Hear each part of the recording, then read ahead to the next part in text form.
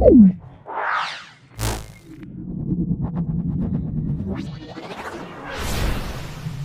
আমরা অষ্টম শ্রেণীর পরিবেশ ও বিজ্ঞান এটা লাস্ট টপিকটা করব, অর্থাৎ লাস্ট স্কুলটা আমরা সলভ করব।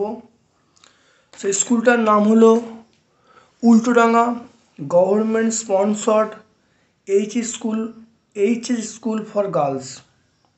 এটা রায়ান মার্টিন, এটা প্রশ্নবিচিত্রার ইউনিট 2 এর লাস্ট স্কুল। সেটা হলো 19 নম্বর school, Ultadanga government sponsored HS school for girls. তোমরা 208 পেজে দেখতে পাবে। এটা সলভ করলে আমাদের ইউনিট 2 পুরো কমপ্লিট হয়ে যাবে। প্রত্যেকটা ভিডিও দেয়া আছে প্লেলিস্ট করে, তোমরা পার্টভাবে দেখবে। কেমন লাগছে অবশ্যই কমেন্ট সেকশানে কমেন্ট করবে। যদি ভালো লাগে একটা লাইক করবে এবং সমস্ত বন্ধুবান্ধবের মধ্যে আমার যে ইউটিউব চ্যানেল লিঙ্কটা সেটা তোমরা শেয়ার করে দেবে। চলে আসছি এখানে, আমরা দুটো জিনিস স্কুলটা পুরো সলভ করব এবং দুটো জিনিস আমরা এক্সট্রা শিখব। সেটা হলো অজৈব সার জৈব সারের পার্থক্য, এটা আমরা শিখব। আরেকটা আমরা এক্সট্রা শিখব, সেটা হলো কিভাবে কৃত্রিম উপায়ে ডিম পোনা তৈরি করা হয়। এই জিনিসটা আমরা এই স্কুলের সঙ্গে, এই স্কুলটা সলভ করার পরে আমরা কিন্তু জানব। চলে আসছি আজকের প্রথম প্রশ্ন, ভৌতবিজ্ঞানের প্রথম প্রশ্ন। সেটা হলো গলনাঙ্ক হিমাঙ্ক সমান হয় না। অপশান এ বরফ, অপশান বি ঢালাই লোহা, option C pitch, option D তামা। তাহলে মনে রাখতে হবে পিচের গলনাঙ্ক এবং হিমাঙ্ক সমান হয় না। দুয়েরটা বিজারণ ক্ষমতা বলতে কোনো যৌগ থেকে অক্সিজেন অপসারণ বোঝায়, হাইড্রোজেন অপসারণ বোঝায়, জল অপসারণ বোঝায়, অক্সিজেন সংযোজন বোঝায়। তাহলে বিজারণ ক্ষমতা বলতে কোনো যৌগ থেকে অক্সিজেন বেরিয়ে যাওয়া বোঝায়, তাহলে অক্সিজেন অপসারণ বোঝায়। তারপরে অধাতু হলেও তড়িৎ পরিবহন করে। সেটা হলো option A nickel, option B রূপো, option C graphite, option D কোনোটি নয়। অবশ্যই তোমরা মনে রাখবে অপশান সি হবে সেটা গ্রাফাইট। তারপরে 2-1 যে পাত্রে তড়িৎ বিশ্লেষণ করা হয় তাকে আমরা যে পাত্রে তড়িৎ বিশ্লেষণ করা হয় তাকে ড্যাশ বলে, তাকে বলে ভোল্টামিটার।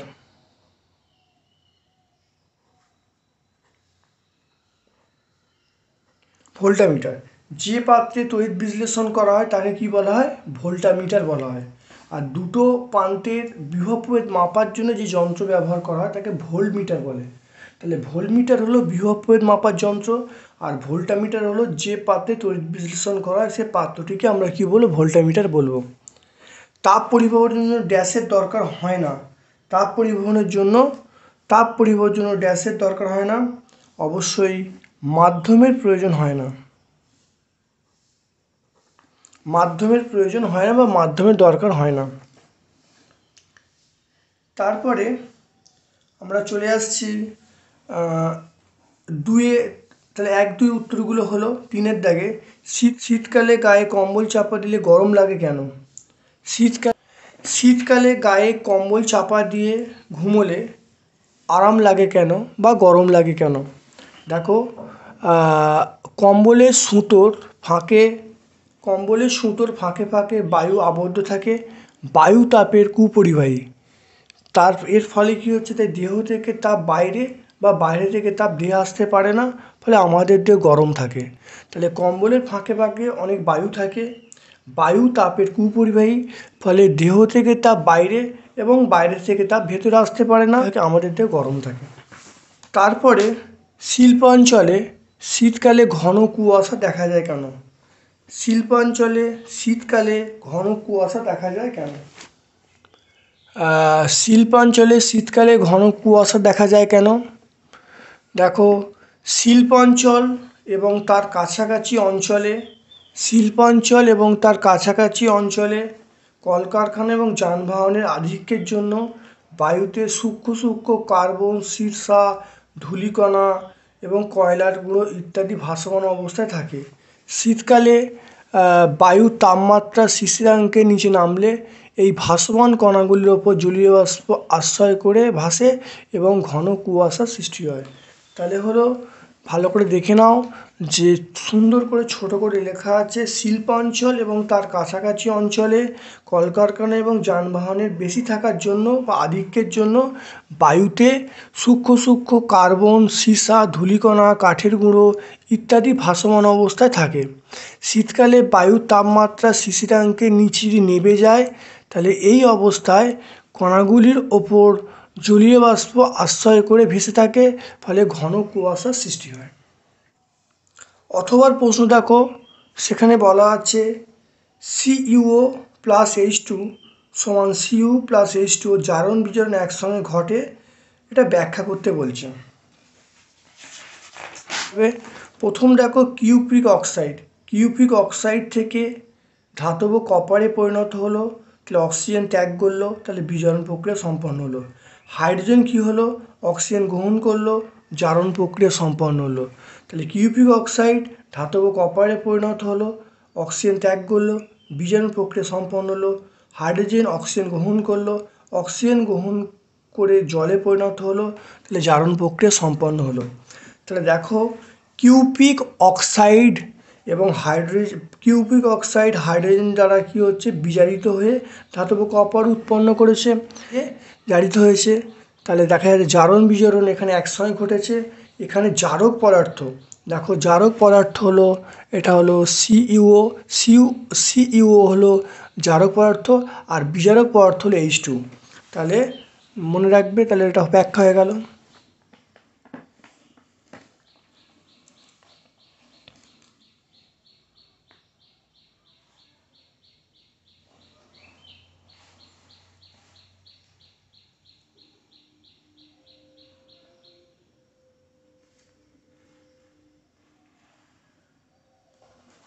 চারেরটা, গলন এবং কঠিনীভবনের পার্থক্য কী?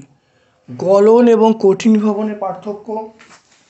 গলন এবং কঠিনীভবনের পার্থক্য, গলন মানে কঠিন থেকে তরলে পরিণত হওয়াকে গলন বলে, তরল থেকে কঠিনে পরিণত হওয়াকে আমরা বলবো কঠিনীভবন বলবো। গলনের সময় তাপ দিতে হয়, আর কঠিনীভবনের সময় তাপ নিষ্কাশন করতে হয়। দুটো পার্থক্য হয়ে গেল। তাহলে এটা মনে রাখবে, দুটো পার্থক্য এর মধ্যে। অথবা প্রশ্ন আছে, সেটা হলো তড়িৎ বিশ্লেষ্য পদার্থ এবং তড়িৎ অবিশ্লেষ্য পদার্থের মধ্যে পার্থক্য করতে বলছে। তড়িৎ বিশ্লেষ্য পদার্থ এবং তড়িৎ অবিশ্লেষ্য পদার্থের মধ্যে পার্থক্য, যেসব পদার্থ জলীয় বা গলিত অবস্থায় তড়িৎ পরিবহন করে তাকে তড়িৎ বিশ্লেষ্য পদার্থ বলে। যেসব পদার্থ গলিত বা জলীয় অবস্থায় তড়িৎ পরিবহন করে তাকে তড়িৎ বিশ্লেষ্য পদার্থ বলবো। আর যেসব পদার্থ গলিত বা জলীয় অবস্থায় তড়িৎ পরিবহন করতে পারে না তাকে আমরা বলবো তড়িৎ অবিশ্লেষ্য পদার্থ বলবো। তারপরে 2 নম্বর পয়েন্ট মনে রাখবে যে তড়িৎ পরিবহনের ফলে ভিন্ন ধর্মবিশিষ্ট পদার্থ উৎপন্ন হয় তড়িৎ বিশ্লেষ্য পদার্থের ক্ষেত্রে, আর এখানে ভিন্ন ধর্মবিশিষ্ট পদার্থ উৎপন্ন হয় না তড়িৎ অবিশ্লেষ্য পদার্থের ক্ষেত্রে।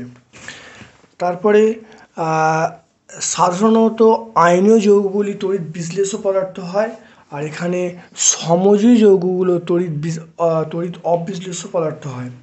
উদাহরণ আমরা কি বলবো? তড়িৎ বিশ্লেষের উদাহরণ হলো NaCl মানে sodium chloride, NaOH caustic soda, H2SO4 sulphuric acid, এগুলো হলো তড়িৎ বিশ্লেষ্য পদার্থের উদাহরণ। আর তড়িৎ অবিশ্লেষ্য পদার্থের উদাহরণ হলো চিনি, গ্লুকোজ, বেনজিন, কেরোসিন, ইউরিয়া। চিনি, গ্লুকোজ, বেনজিন, কেরোসিন, ইউরিয়া এগুলো সব হলো তড়িৎ অবিশ্লেষ্য পদার্থের উদাহরণ। তাহলে খুব ইম্পর্টেন্ট, উদাহরণগুলো ভালো করে মনে রাখতে হবে। তাহলে তড়িৎ বিশ্লেষ্য পদার্থের উদাহরণ হলো NaCl, NaOH, H2SO4, এগুলো সব কিন্তু তড়িৎ বিশ্লেষ্য পদার্থ। আর তড়িৎ অবিশ্লেষ্য পদার্থর উদাহরণ হলো চিনি, গ্লুকোজ, বেনজিন, কেরোসিন, ইউরিয়া, এগুলো হলো তড়িৎ অবিশ্লেষ্য পদার্থের উদাহরণ। 5-এর দাগে দেখো, 5-এর দাগের হলো এসআইতে আপেক্ষিক তাপের একক লিখতে বলছে। আমরা লিখব সেটা joule kg⁻⁻1 kelvin to the power -1, joule kg⁻⁻1 kelvin to the power -1, এটা হয়ে গেল। তারপরে দেখো একটা অঙ্ক আছে, 150 গ্রাম জলের উষ্ণতা 30 ডিগ্রি সেন্টিগ্রেড থেকে স্ফুটনাঙ্কে বৃদ্ধি করতে কি পরিমাণ তাপের প্রয়োজন হবে। দেখো, দেখে নাও, জলের ভর কত, 150 গ্রাম, উষ্ণতা বাড়াচ্ছি কত, ছিল 30, এবং স্ফুটনাঙ্কে নিয়ে যাচ্ছি মানে 100 ডিগ্রি সেন্টিগ্রেডে নিয়ে যাচ্ছি, তাহলে তাপমাত্রা বাড়ছে কত, তাহলে 100 - 30 = 70 ডিগ্রি সেন্টিগ্রেড। জলের আপেক্ষিক তাপ সিজিএস পদ্ধতিতে সেটা মনে রাখবে, এক calorie gram to the power -1 degree centigrade to the power -1। এবারে আমরা জানি কিউ সমান এমএসটি। এখানে এম এর মান দেখো, এম এর মান 150, এস এর মান 1, টি এর মান 70। বসিয়ে দেখা যাচ্ছে সেটা 10,500 বেরিয়ে গেছে, তাহলে প্রয়োজনীয় তাপ কত, 10,500 ক্যালোরি। তাহলে এটা উত্তর হয়ে গেল। এরকম ধরনের অঙ্ক কিন্তু ইউনিট 2-এ মানে সেকেন্ড সামেটিভ পরীক্ষা কিন্তু আসবে। প্রতিটা সেটেই একটা করে অঙ্ক আছে, প্রত্যেকটা অঙ্ক আমি সলভ করে দিয়েছি।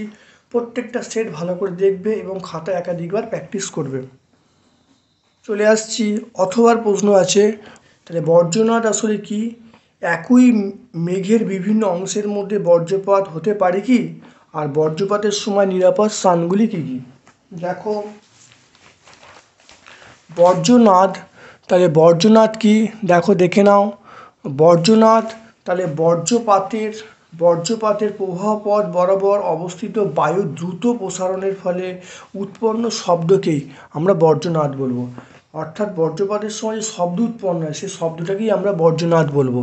তাহলে বজ্রপাতের প্রবাহ পথ বরাবর উপস্থিত বায়ু দ্রুত প্রসারণের ফলে উৎপন্ন শব্দকেই আমরা কী বলবো, বজ্রনাদ বলবো। আর মনে রাখতে হবে, এখানে বলা আছে একই মেঘের বিভিন্ন অংশের মধ্যে বজ্রপাত হতে পারে কি? হ্যাঁ, একই মেঘের মধ্যে বিভিন্ন অংশের মধ্যে বজ্রপাত হতে পারে। তারপরের প্রশ্ন বলা আছে বজ্রপাতের সময়, দেখো বলা আছে বজ্রপাতের সময় নিরাপদ স্থানগুলি কী কী? মনে রাখতে হবে বজ্রপাতের সময় নিরাপদ স্থানগুলি হলো পাকা বাড়ি, দরজা জানলা বন্ধ থাকা যানবাহন। পাকা বাড়ি হবে, দরজা জানলা বন্ধ থাকা যানবাহন, এটা হলো বজ্রপাতের সময় নিরাপদ স্থান। 5-এর 2-এরটা সেটা হলো, দেখো মরচে পড়ার শর্ত লিখতে বলছে। মরচে পড়ার শর্ত দেখে নাও। মনে রাখতে হবে এখানে বলা আছে মরচে পড়ার শর্ত দেখে নাও। 1 নম্বর হলো যে মরচে পড়ার জন্য অক্সিজেন এবং জলীয় বাষ্পের উপস্থিতি থাকা আবশ্যক। তাহলে মরচে পড়তে গেলে অক্সিজেন এবং জলীয় বাষ্প থাকতে হবে। নাম্বার 2 হলো বায়ুতে উপস্থিত যে কার্বন ডাই অক্সাইড মরচে পড়াকে কিন্তু বৃদ্ধি করে। তাহলে কার্বন ডাই অক্সাইড মরচে পড়ার বেগকে ত্বরান্বিত করে। অশুদ্ধ লোহা মরচে পড়তে সাহায্য করে। তাহলে মরচে পড়ার জন্য 3টে মেন যে ক্রাইটেরিয়া, সেটা হলো 1 নম্বর হলো অক্সিজেন ও জলীয় বাষ্প মরচে পড়ার জন্য আবশ্যক। 2 নম্বর পয়েন্ট হলো যে বায়ুতে উপস্থিত যে কার্বন ডাই অক্সাইড সেটা হলো মরচে পড়াকে বৃদ্ধি করে। 3 নম্বর পয়েন্ট হলো অশুদ্ধ লোহা মরচে পড়তে সাহায্য করে। এগুলো মরচে পড়ার কেসটা হয়ে গেল। তারপর হলো বস্তুর ওপর টাকাটা কোশ্চেন ওর সঙ্গে দেওয়া আছে, লোহার তৈরি বস্তুর ওপর তামার প্রলেপ দেওয়ার পদ্ধতিকে কী বলে? দেখো, লোহার তৈরি বস্তুর ওপর তামার প্রলেপ দেওয়ার পদ্ধতিকে আমরা কি বলবো, তড়িৎ লেপন বলে। তারপরে NaCl এর মধ্যে তড়িৎ প্রবাহের ফলে তড়িৎদ্বারে ঘটা বিক্রিয়াগুলি লিখতে বলছে। NaCl এর তড়িৎ প্রবাহের ফলে তড়িৎদ্বারে ঘটা বিক্রিয়াগুলি লিখতে বলছে। এগুলো আগে হয়েছে আমাদের, এগুলো আগের স্কুলে অবশ্যই হয়েছে, তবুও নতুন করে আবার সলভ করে দিয়েছি। দেখো NaCl জলীয় দ্রবণে বিশ্লিষ্ট হয়ে Na+Cl- আয়ন হবে। ক্যাথোডে যে বিক্রিয়া ঘটবে Na প্লাস একটা ইলেকট্রন গ্রহণ করবে, তাহলে Na ধাতু উৎপন্ন হবে। অ্যানোডে যে বিক্রিয়া ঘটবে Cl মাইনাস একটা ইলেকট্রন ত্যাগ করবে, Cl হবে। Cl এটা যুক্ত হয়ে Cl2 গ্যাস উৎপন্ন হবে। তাহলে ক্যাথোডে Na ধাতু উৎপন্ন হবে আর অ্যানোডে Cl2 গ্যাস উৎপন্ন হবে। অথবা দেখো একটা প্রশ্ন আছে, সেটা হলো অনুঘটকের বৈশিষ্ট্য লিখতে বলছে। অনুঘটকের বৈশিষ্ট্য দেখে নাও। 1 নম্বর বৈশিষ্ট্য আছে, সেটা হলো অনুঘটক রাসায়নিক বিক্রিয়ায় অংশগ্রহণ করে কিন্তু বিক্রিয়ার শেষে নিজে অপরিবর্তিত থাকে। তাহলে অনুঘটক রাসায়নিক বিক্রিয়ায় অংশগ্রহণ করে কিন্তু বিক্রিয়ার পর নিজে অপরিবর্তিত থাকে। নাম্বার 2, এমন কোনো অনুঘটক হয় না যা সব বিক্রিয়ার বেগ বাড়াতে পারে। মানে বিক্রিয়ার বেগকে শুধু বাড়াবে এমন কোনো অনুঘটক নেই, যে সব বিক্রিয়ার বেগকে এমন একটা অনুঘটক নেই যে প্রত্যেকটা বিক্রিয়ার বেগকে বাড়িয়ে দেবে, সেটা সম্ভব নয়। 3 নম্বর পয়েন্ট হলো যে কোনো রাসায়নিক বিক্রিয়ায় কোন অনুঘটক উপযোগী তা পরীক্ষা করে বার করতে হয়, বিক্রিয়া দেখে বার করা যায় না। তাহলে কোনো একটা বিক্রিয়া দেখে অবশ্যই বলা যায় না এটা কোন কোন কোন অনুঘটক লাগবে, অর্থাৎ এটা পরীক্ষা করে বার করতে হয়।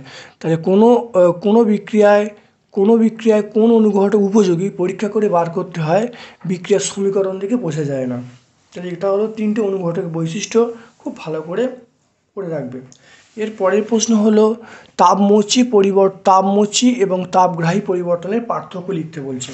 তাপগ্রাহী রাসায়নিক পরিবর্তন, তাপগ্রাহী রাসায়নিক পরিবর্তন আর তাপমোচী রাসায়নিক পরিবর্তন। তাপগ্রাহী রাসায়নিক পরিবর্তন, তাপমোচী রাসায়নিক পরিবর্তন দেখে নাও। তাপগ্রাহী যে রাসায়নিক বিক্রিয়ায় তাপ শোষিত হয় তাকে তাপগ্রাহী রাসায়নিক পরিবর্তন বলে, আর যে রাসায়নিক বিক্রিয়ায় তাপ মুক্ত হয় বা তাপ উৎপন্ন হয় তাকে তাপমোচী রাসায়নিক পরিবর্তন বলে।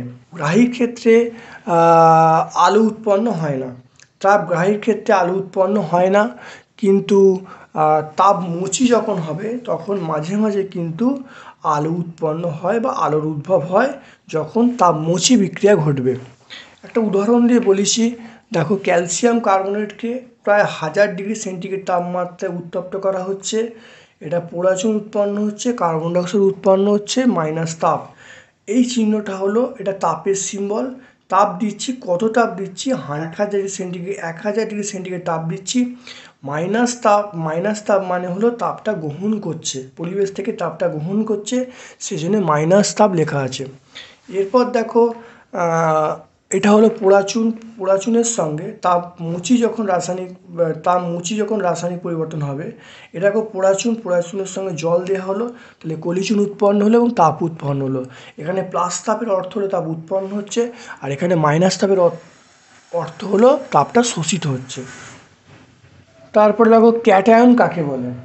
ক্যাটায়ন দেখে নাও, কোনো পরমাণু এক বা একাধিক ইলেকট্রন বর্জন করে যে ধনাত্মক আয়নে পরিণত হয় তাকে ক্যাটায়ন বলে।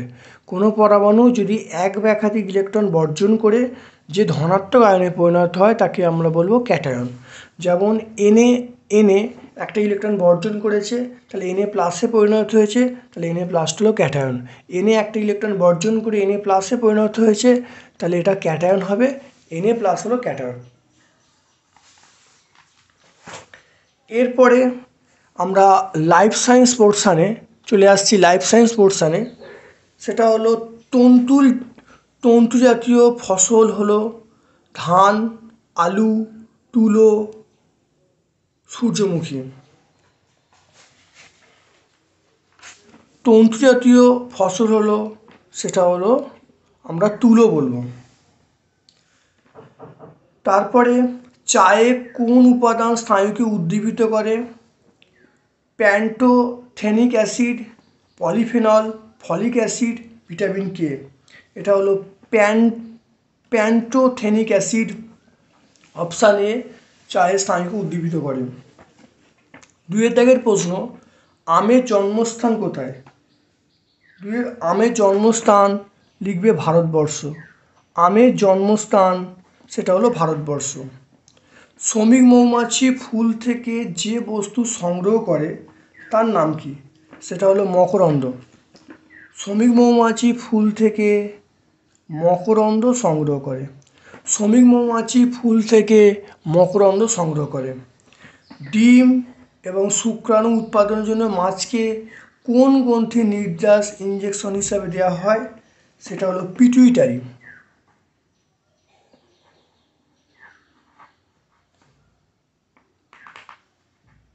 পিটুইটারি। তারপরে 3-এর 1-এরটা রবি ফসল ও খারিফ ফসলের পার্থক্য বলতে বলছে। দেখো, খারিফ ফসল রবি ফসল। তাহলে খারিফ ফসল সাধারণত বর্ষার শুরুতে বপন করা হয়, রবি ফসল শীতের শুরুতে বপন করা হয়। খারিফ ফসল বর্ষার শেষে তোলা হয়, রবি ফসল গ্রীষ্মের শুরুতে তোলা হয়। খারিফ ফসল গরম এবং আর্দ্র জলবায়ুতে ফলন হয়, রবি ফসল ঠান্ডা এবং শুষ্ক বায়ুতে এটা হয়। আর খারিফ ফসলের উদাহরণ হলো ধান, ভুট্টা, তুলা। আর রবি ফসলের উদাহরণ হলো গম, বার্লি, ছোলা।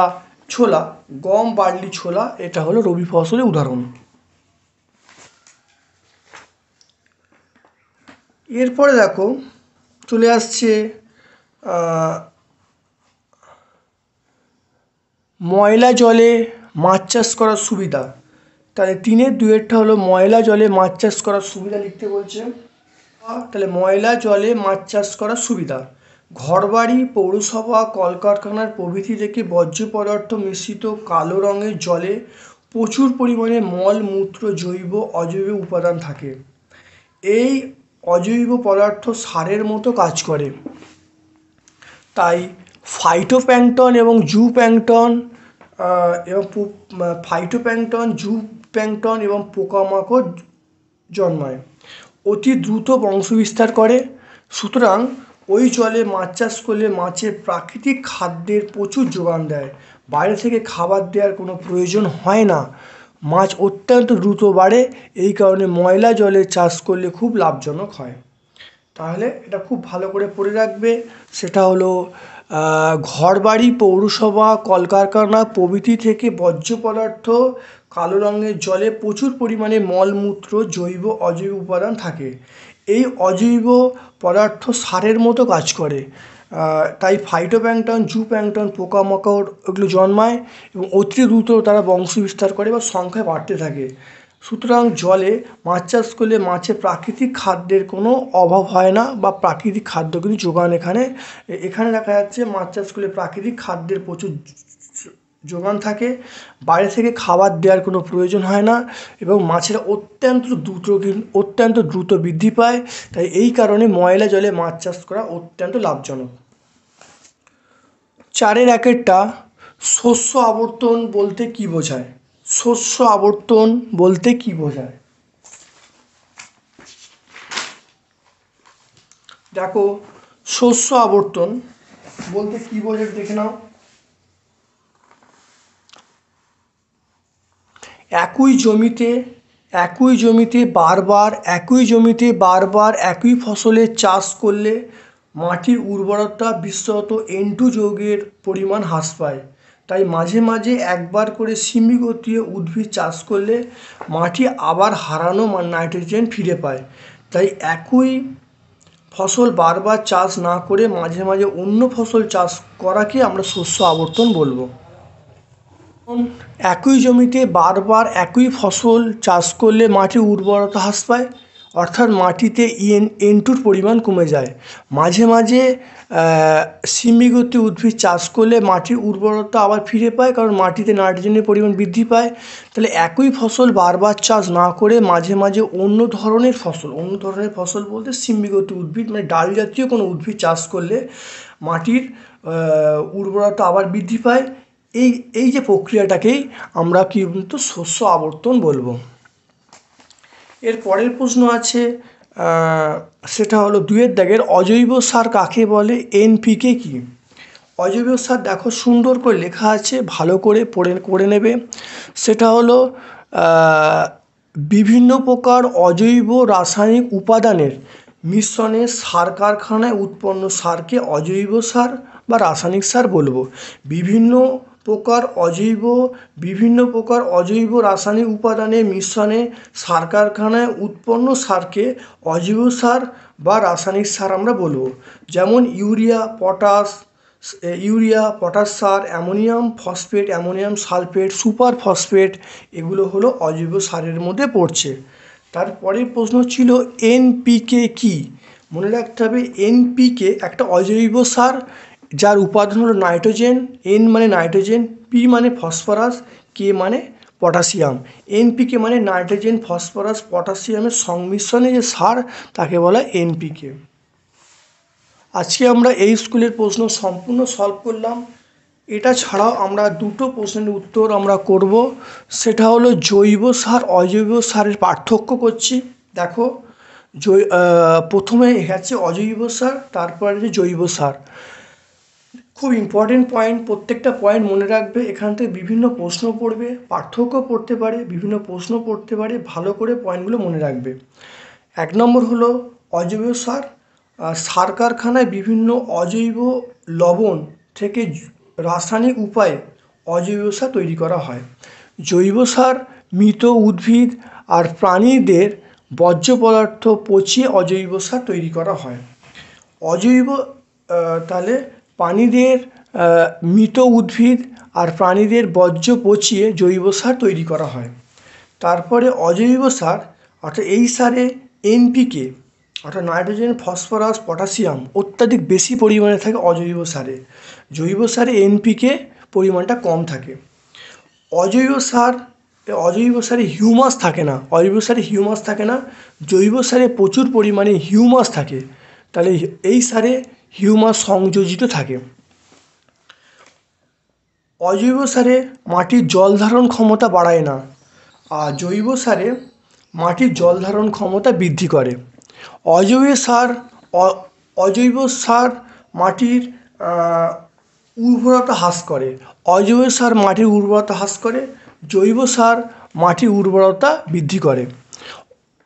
অজৈব সার জলে সহজে দ্রবীভূত হয়, জৈব সার সহজে দ্রবীভূত হয় না। তাহলে এই যে পয়েন্টগুলো তোমাদের বললাম, এই পয়েন্টগুলো থেকে তোমরা পার্থক্য তো করতেই পারবে, এই সারের অন্যতম বৈশিষ্ট্যগুলো তোমরা বুঝতে পারবে। তাহলে যদি পরীক্ষায় পড়ে জৈব সারের কয়েকটা বৈশিষ্ট্য লেখো, তখন এখান থেকে বৈশিষ্ট্যগুলো তোমরা বলে দেবে। সেটা হলো মৃত উদ্ভিদ ও প্রাণীদের বর্জ্য পচিয়ে জৈব সার তৈরি করা হয়। এই সারে কম পরিমাণে এনপিকে থাকে। 3 নম্বর পয়েন্ট বলে দেবে এই সারে হিউমাস সংযোজিত থাকে। 4 নম্বর পয়েন্ট বলে দেবে মাটির জল ধারণ ক্ষমতা বৃদ্ধি করে। 5 নম্বর পয়েন্ট বলে দেবে মাটির উর্বরতা বৃদ্ধি করে। 6 নম্বর পয়েন্ট বলে দেবে এই সার জলে সহজে দ্রবীভূত হয় না। তাহলে এগুলি বৈশিষ্ট্য হিসাবে কিন্তু কাজ করবে। খুব ভালো করে পড়ে নেবে, অত্যন্ত ইম্পর্টেন্ট প্রশ্ন জৈব অজৈব সার। আরেকটা প্রশ্ন তোমাদের আমি এই ক্লাসে করে দিচ্ছি, সেটা হলো কিভাবে কৃত্রিম উপায়ে ডিম পোনা তৈরি করা হয়। প্রচণ্ড ইম্পর্টেন্ট প্রশ্ন, কিভাবে কৃত্রিম উপায়ে ডিম পোনা তৈরি করা হয়। দেখো উত্তরটা করা আছে, দেখে নাও। এই পদ্ধতিতে প্রতিটি সুস্থ সবল স্ত্রী মাছের জন্য 2টি সুস্থ সবল পুরুষ মাছ নেওয়া হয়। মাছের পিটুইটারি গ্রন্থি নির্যাস ওই বাছাই করা মাছেদের নির্দিষ্ট নিয়ম অনুসারে ইঞ্জেকশন দেওয়া হয়। এর ফলে স্ত্রী মাছ ডিম এবং পুরুষ মাছ শুক্রাণু নিঃসরণ করে।